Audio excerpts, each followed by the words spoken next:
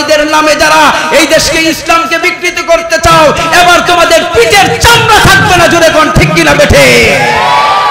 আল্লামা মামুনুল হক সাহেব শেখে চরমনাই এক হয়ে গেছে, যদি কাজ করে এই বাংলাদেশে হুকুমত কায়েম হবে, অবশ্যই জয়যুক্ত হবে। জোরে কোন ঠিক কিনা? ওই ফেসিবাদী হাসিনা হাজার ওলামায়ে কেরামকে ছোট করার জন্য বিভিন্ন মিথ্যা মামলা হামলা, আল্লামা মামুনুল হক সাহেবের মতো একজন মানুষকে মোবাইল চোর মানিব্যাগ চুরির মামলা দিছে। জোরে কোন ঠিক কিনা? আরো জোরে কোন ঠিক কিনা? যাদের 17 বছরের মিশন ছিল কিভাবে ইসলামকে দাবানো যায়, কিভাবে ওলামায়ে কেরামকে আয়না ঘরে ঢুকানো যায়, কিভাবে ওলামায়ে কেরামকে বিচ্ছিন্ন করা যায়। জোরে কোন ঠিক কিনা? আপনারা দেখেছেন যে আল্লামা মামুনুল হক সাহেবকে যখন কয়েকদিন পর পর ডান্ডা বেরি লিগিয়ে যখন আদালতে উঠানো হতো, আমাদের হৃদয়টা চৌচিন্ন হয়ে যেত, চোখের পানি ধরে রাখতে পারতাম না। আবার ওই আনন্দও দেখতাম যে হাজার হাজার মানুষ আমার শায়েখ আল্লামা মামুনুল হক সাহেবকে সালাম দিচ্ছে, আসসালামু আলাইকুম হুজুর, আসসালামু আলাইকুম।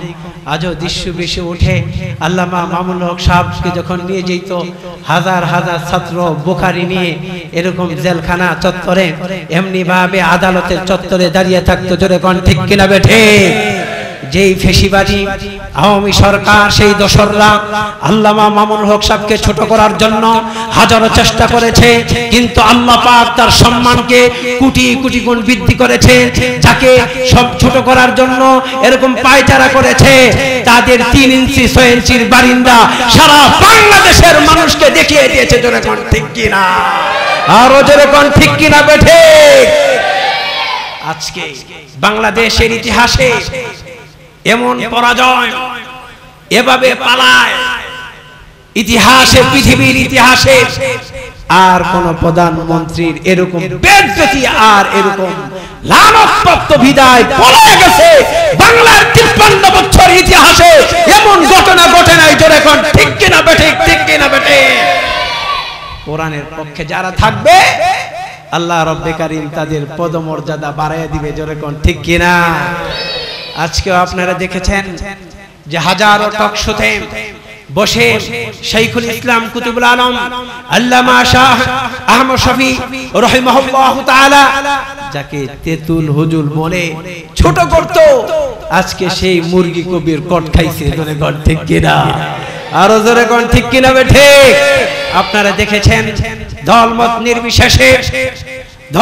নির্বিশেষে হাজার ওলামায়ে কেরাম যাকে মহব্বত করত, আল্লামা দেওয়ার হোসেন সাইদিকে এরকম করে যুগের পর যুগ, বছরের পর বছর আমৃত্যু কারাবরণ সয়ে ওই জায়গা থেকেই এরকম কবরে চলে গেছে। এরকম জুলুম অত্যাচার, এরকম কোন গরুনার ওলামায়ে কেরাম নাই।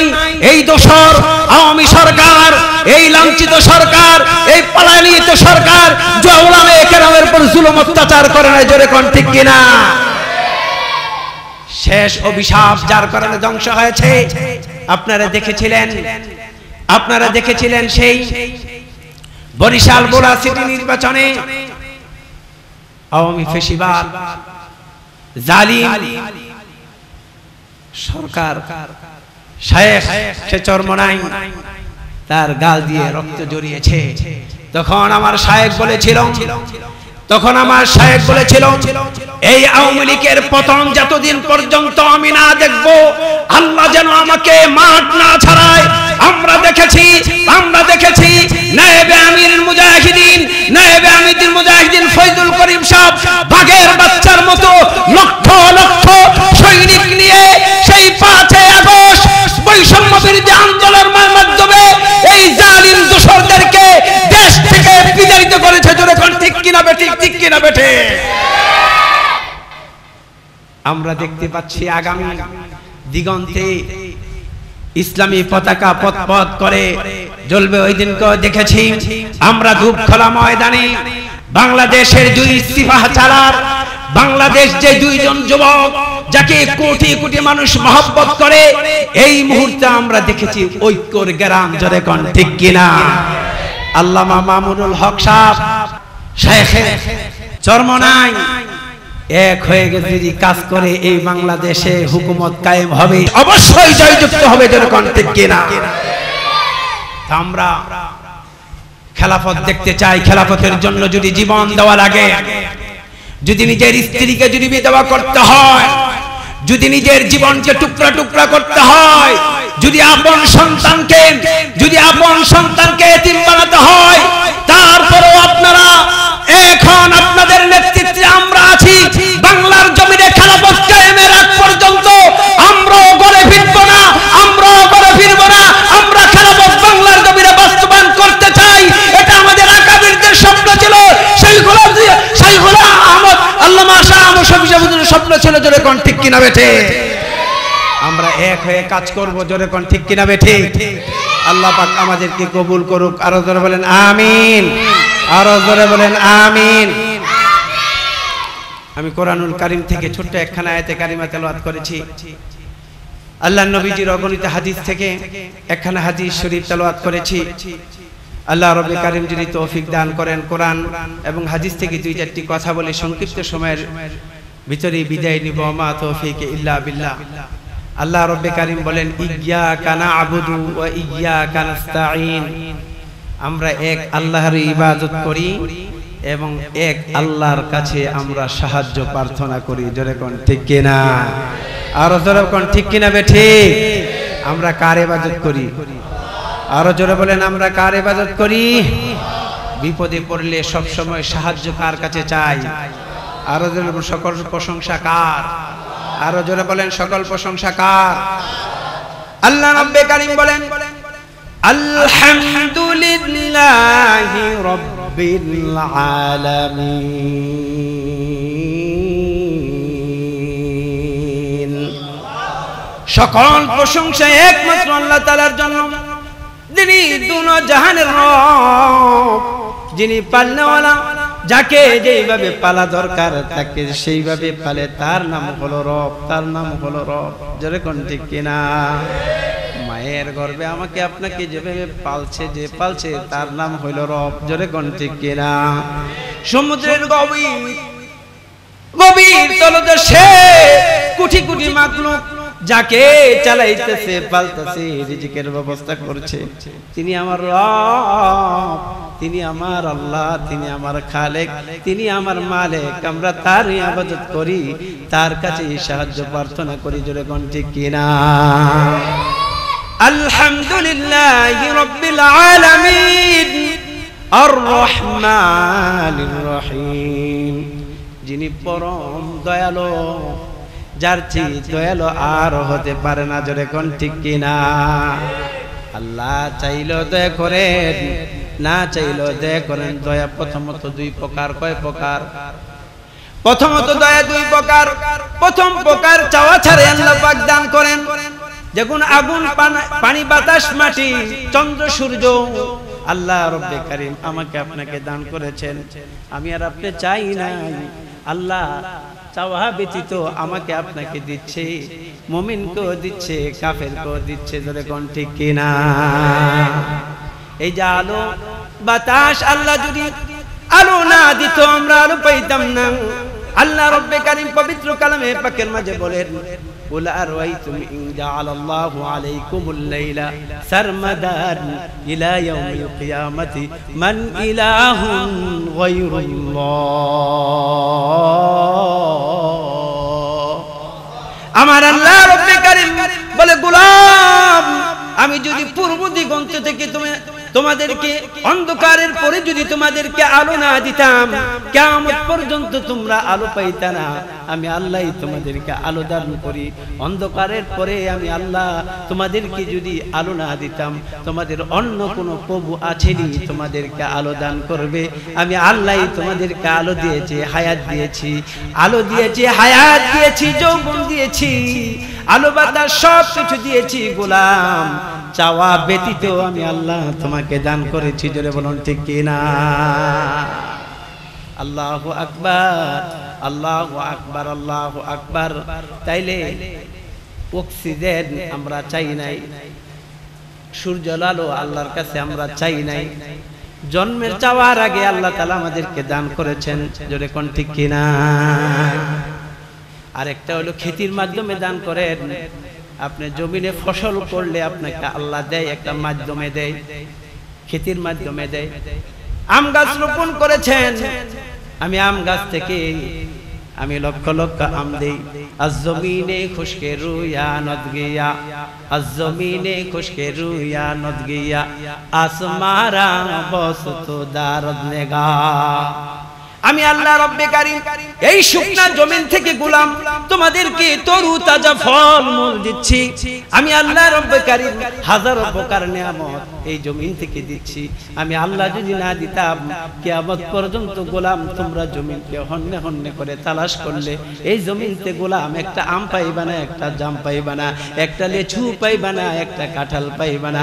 গোলাম সব কিছু আমি আল্লাহ রব্বে কারীম, তুমি শুধু একটা উসিলা বঞ্চ, কিন্তু আমি আল্লাহ রব্বে কারীম সেটা থেকে আমি একটা আমের বড়া থেকে আমি কোটি কোটি আমের ব্যবস্থা করি, জোরে কোন ঠিক কিনা।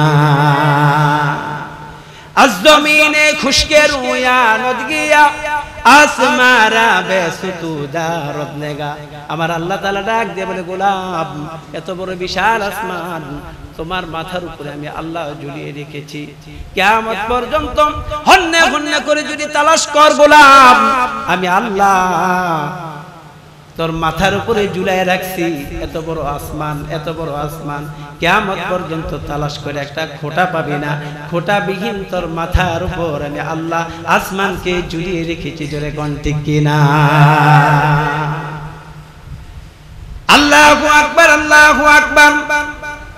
তাহলে আল্লাহ রব্বে কারীম এরকম দয়াশীল, এরকম মায়াশীল, এরকম রহম দয়াশীল যে আল্লাহর কাছে চাইলেও দেয়, না চাইলেও দেয়, খেতির মাধ্যমে দেয়, খেতি ছাড়াও দেয়। আল্লাহর চাইতে রহম আর দয়াশীল কেউ নাই, কেউ নাই, কেউ নাই। আমরা সব সময় একমাত্র আল্লাহর কাছে চাবো, আল্লাহ ছাড়া গায়রুল্লাহর কাছে কখনো মাথা নত করব না, ধরে কোন ঠিক কিনা। আমরা দেখেছি এই আওয়ামী এই ফেসিবাদ সরকারের আমলে সারা বাংলাদেশটা মাজারের নামে যেন একটা গাজার একটা কারখানায় পরিণত হয়েছিল, জোরে কোন ঠিক কিনা। আলহামদুলিল্লাহ, আল্লামা মামুনুল হক সাহেব বাংলার জমিনে একটা মূর্তি ভাঙার আন্দোলন করেছিল, যে লক্ষ লক্ষ টাকা খরচ করে ঢাকার ওই মূল পয়েন্টে আপনি বঙ্গবন্ধুর নামে আপনি ভাস্কর্য নামে আপনি মূর্তি স্থাপন করেন না, একটা মূর্তির বিরোধিতা করেছে। আমরা দেখেছি 5 আগস্টের পরে সারা বাংলাদেশ থেকে লক্ষ লক্ষ লক্ষ লক্ষ মূর্তি মুহূর্তের ভিতরে বাংলার জমিনের তৌহিদি জনতা ভেঙে চুরে গুড়িয়ে দিয়েছে, জনগণ ঠিক কিনা বেঠে। এই সমস্ত নাস্তিকের বাচ্চারা বলেছিল, জালিমের বাচ্চারা বলেছিল, আপনারা ওয়াজ করেন, ওয়াজের লাভ কি? এই মূর্তির বিরুদ্ধে বাংলার জমিনের লক্ষ লক্ষ উলামায়ে কেরাম বিরোধিতা করেছে। মাত্র 5 মিনিটে সারা বাংলার জমিন মাজারগুলো ভেঙে চূর্ণ বিচূর্ণ করে দিয়েছে। বাংলার তৌহিদি জনতা ওয়াজ ভুলে নাই, আলেম ওলামার পক্ষ ছাড়ে নাই। মুহূর্তের ভিতরে তাদের বাবাগুলো সবগুলোকে ভেঙে চূর্ণ করে দিয়েছে, জনগণ ঠিক কিনা।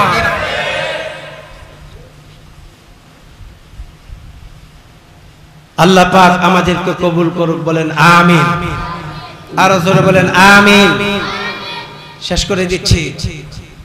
আমাদের বন্ধুবর্গ, সারা বাংলাদেশের অহংকার, আমাদের ওলামা মাশায়েখ আইম্মা পরিষদের সম্মানিত সিনিয়র সহসভাপতি মুফতি উবাইদুল্লাহ বিন সাইদ সাহেব উপস্থিত হয়েছেন। আমি আর 2-4 মিনিটে শেষ করে দিব। আপনারা কি বিরক্ত হচ্ছেন? তো সকল প্রশংসা কার? আরো জোরে বলেন, সকল প্রশংসা কার? আলহামদুলিল্লাহি রাব্বিল আলামিন, যিনি দোনো জাহানের মালিক আল্লাহ। এই সমস্ত মাজার পূজারী বন্ডরা মাইক লয়ে লইয়া গান গাইয়া তবলা তবলা বাজাইয়া কুফরি কিছু মতবাতের গান তারা কইতো, যেগুলা শোনার সঙ্গে সঙ্গে মুসলমানের ঈমান চলে যাইত। যেরকম ঠিক কিনা?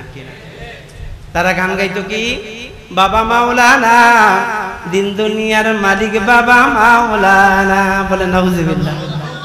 আবার মাঝখান দিয়ে টিং টিং করে একটা সেতারা দোতারা বাড়ি মারতো। যেরকম ঠিক কিনা?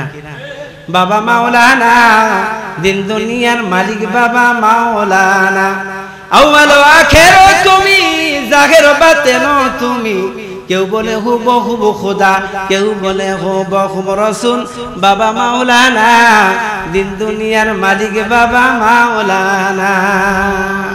বলে নাউজুবিল্লাহ, নাউজুবিল্লাহ।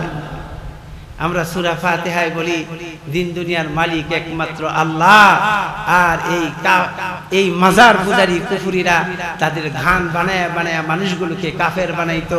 তারা বলতো দিন দুনিয়ার মালিক হলো তাদের বাবা মাওলানা। আউয়াল ও আখির পৃথিবীতে কেউ ছিল না, আল্লাহই ছিল, কেউ থাকবে না, আল্লাহই থাকবে। শিরিক কারে কয়? এই সমস্ত মাজারগুলো ছিল শিরিকের কারখানা। জোরে কোন ঠিক কিনা? আজকে এই জায়গায় কিছু দোসররা আছে, তারা বলে যে মাজারগুলো ভাঙে কেন? মাজারগুলো গাজার কারখানা থাকার কারণে এলাকার জনগণ ভাঙছে। জোরে কোন ঠিক কিনা? বলছে আমাদের গাজীপুরে ফসি ল্যাংড়া ফসির মাজারে লক্ষ লক্ষ টাকা দৈনিক গাঁজা বিক্রি হইতো। জিনার কারখানা ছিল, বাটপারের কারখানা ছিল। আলহামদুলিল্লাহ গাজীপুর মুখ থেকে মাজার ভেঙে ঘুরিয়ে দেওয়া হয়েছে। জোরে কোন ঠিক কিনা? বেঠে আলহামদুলিল্লাহ আওয়ামী লীগের আমলেই আমার মাধ্যমে 3টা মাজার আমি ভেঙেছি। হুজুরে জানে এই সমস্ত ব্যাপারগুলো। যে মাজারের ভিতরে গাঞ্জা থাকতো, নারী থাকতো, আলহামদুলিল্লাহ আমরা ওলামায়ে কেরাম তখন এই আওয়ামী লীগের আমলে আমরা সেই সমস্ত মাজারগুলো ভেঙে চূর্ণ বিচূর্ণ করে দিয়েছি। মাজারের নামে যারা গাঁজা টানতে চাও, মাজারের নামে যারা ব্যবসা করতে চাও, আল্লাহর ওলিদের নামে যারা এই দেশকে ইসলামকে বিকৃত করতে চাও, এবার তোমাদের পিঠের চামড়া থাকবে না। জোরে কোন ঠিক কিনা? বেঠে আল্লাহ পাক এই সমস্ত ভণ্ড, এই সমস্ত প্রতারকদের হাত থেকে মুসলিম উম্মাকে বাঁচার তৌফিক দান করুক। সকলে বলেন আমিন।